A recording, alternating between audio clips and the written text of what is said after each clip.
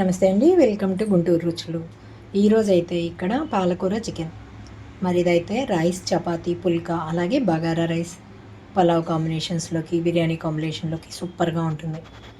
మరి ఫ్రైడ్ రైస్లో కూడా చాలా చాలా బాగుంటుంది. మరి ఆకుకూర కాంబినేషన్తో ఏంటా అని చూస్తున్నారా? కానీ పాలకూరతో ఈ విధంగా ట్రై చేయండి. నేనైతే మిక్సీ కూడా వేయలేదు, డైరెక్ట్గా కట్ చేసే వేసుకున్నాను. ఇందులోకి అయితే సూపర్గా ఉంటుంది ఈ ఆకుకూర కాంబినేషన్.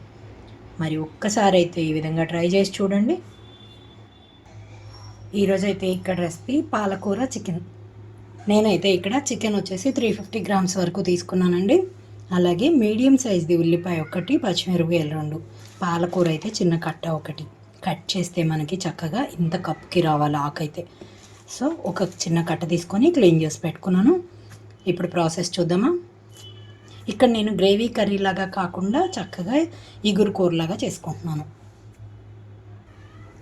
ఇక్కడైతే స్టవ్ ఆన్ చేసి పాన్ పెట్టుకున్నాను. ఇందులోకి 4 టేబుల్ స్పూన్స్ వరకు ఆయిల్ తీసుకున్నాను. ఇక్కడైతే ఆయిల్ అంతా హీట్ అయిన తర్వాత ఉల్లిపాయలు, పచ్చిమిరపకాయలు వేసి వేయించుకుంటున్నాను.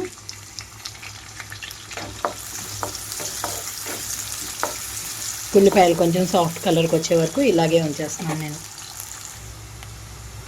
2 నిమిషాల తర్వాత అయితే ఉల్లిపాయలు చూడండి ఇక్కడ వేగిపోయిన తర్వాత ఇందులోకి అల్లం వెల్లుల్లి పేస్ట్ వేసేసుకుంటున్నాను. అల్లం వెల్లుల్లి పేస్ట్ వేగేటప్పుడే ఇందులోనే పసుపు కూడా వేసేస్తున్నాను.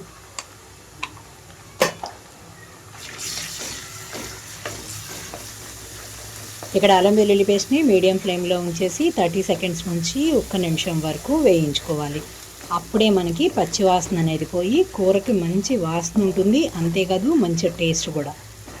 కొంచెంగా వేగిపోయిన తర్వాత ఇందులోకి నేను చికెన్ వేసేస్తాను. ఇప్పుడు క్లీన్ చేసి పెట్టుకున్న చికెన్ అంతా ఇందులోకి వేసేసుకుంటున్నాను.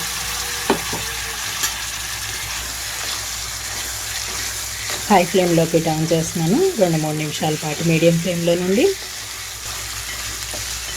నీసు వాసన పోవాలంటే ఇలా 2-3 నిమిషాల పాటు హై ఫ్లేమ్లోనే ఉంచి వేయించుకోండి. సాల్ట్ కూడా వేయకుండా మధ్య మధ్యలో కలుపుతున్నాను.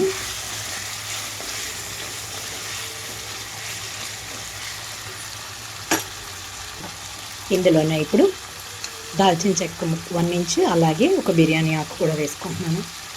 ఇక్కడ రుచికి తగినట్లుగా సాల్ట్ వేసేస్తున్నాను. దీంతో పాటుగా టమాటో, చిన్న మీడియం సైజ్ టమాటో 2 తీసుకున్నాను నేను. ఇక్కడ మూత పెట్టున్నాను.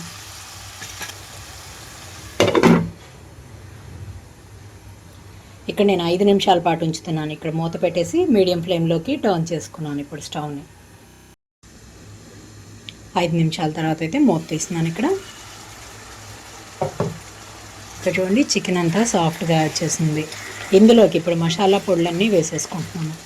ఇక్కడైతే నేను కొబ్బరి అయితే వేయట్లేదండి. కొబ్బరి వేయటం వలన ఈ పాలకూర టేస్ట్ కూడా డామినేట్ చేసినట్లు అవుతుంది. ధనియాల పొడి, అలాగే గరం మసాలా, నేనైతే హోమ్మేడ్ గరం మసాలా వాడాను. మీకు ఇందులో లింక్ కూడా ఇస్తాను, ఇందులో డిస్క్రిప్షన్లో లింక్ ఇస్తున్నాను. కారం వచ్చేసి 1.5 స్పూన్ వరకు. పాలకూర వేసిన తర్వాత కొంచెం చప్పదనం వస్తుంది కాబట్టి కారం అయితే పడుతుంది ఇందులోకి. ఇప్పుడైతే 3 నుంచి 5 నిమిషాల పాటు మీడియం ఫ్లేమ్ నుంచి హై ఫ్లేమ్లోకి టర్న్ చేసి ఉంచుతున్నాను. మూత పెట్టేస్తున్నాను. మూత తీస్తున్నానండి. ఇక్కడ చూడండి ఆయిల్ అంతా కూడా పైకి తేలిపోయింది. ఇప్పుడైతే నేను ఇందులోకి క్లీన్ చేసి పెట్టుకున్న పాలకూరను కాస్త చికెన్తో వేసి ఉడికించుకుంటున్నాను. 3 వంతుల వరకు చికెన్ ఉడికిన తర్వాతనే పాలకూర అయితే వేయాలి ఇందులోకి. పేస్ట్గా చేసే కన్నా కూడా ఆకుల్లాగా వేస్తేనే సూపర్గా ఉంటుంది. నేను వేసిన కారం, ఉప్పు సరిపోతుంది అనుకుంటున్నాను. సరిపోకపోతే చివరిలో కొంచెం కారం, ఉప్పు కూడా వేసుకోవచ్చు. పాలకూర వేసిన తర్వాత మూత పెట్టేసేసి 5 నిమిషాల పాటు ఉంచుతున్నాను నేను. ఈ ఫ్లేవర్ అంతా కూడా చికెన్కి పట్టాలి.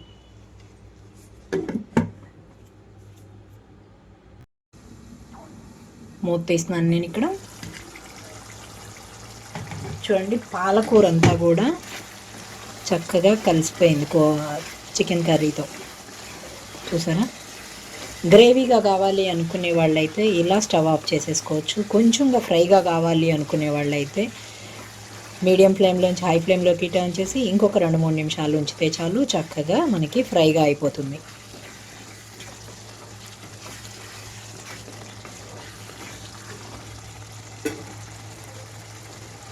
నేనైతే చివరిగా కొంచెం కొత్తిమీర చల్లేస్తున్నాను.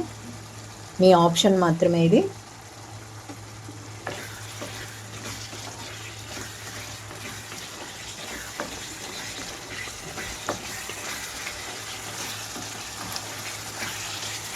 నేనైతే వాటర్ అస్సలు వేయలేదండి. ఈ మాత్రం వాటర్ సరిపోతుంది. చికెన్లో వచ్చేది టమాటోలో నీరు, పాలకూరలో ఉన్న వాటరే సరిపోతుంది.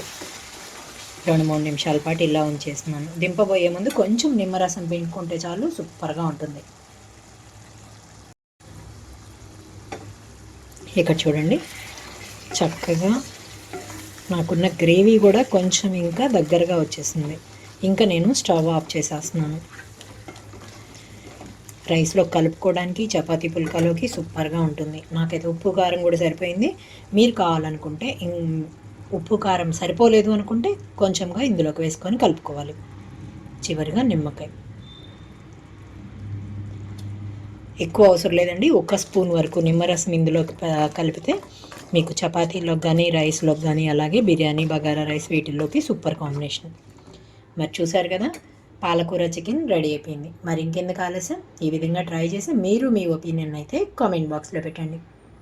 అలాగే మీలో ఎవరైనా మా వీడియో ఫస్ట్ టైం కానీ చూసినట్లయితే ప్లీజ్ మా ఛానల్ని సబ్స్క్రైబ్ చేయండి. అలాగే మా వీడియోస్ని లైక్ చేస్తూ షేర్ చేయండి. పక్కనే ఉన్న bell icon all option click చేస్తే మేమిచ్చే వీడియోలన్నీ మీకు నోటిఫికేషన్స్ వస్తాయి. Please encouragement. Thank you for watching. Thank you.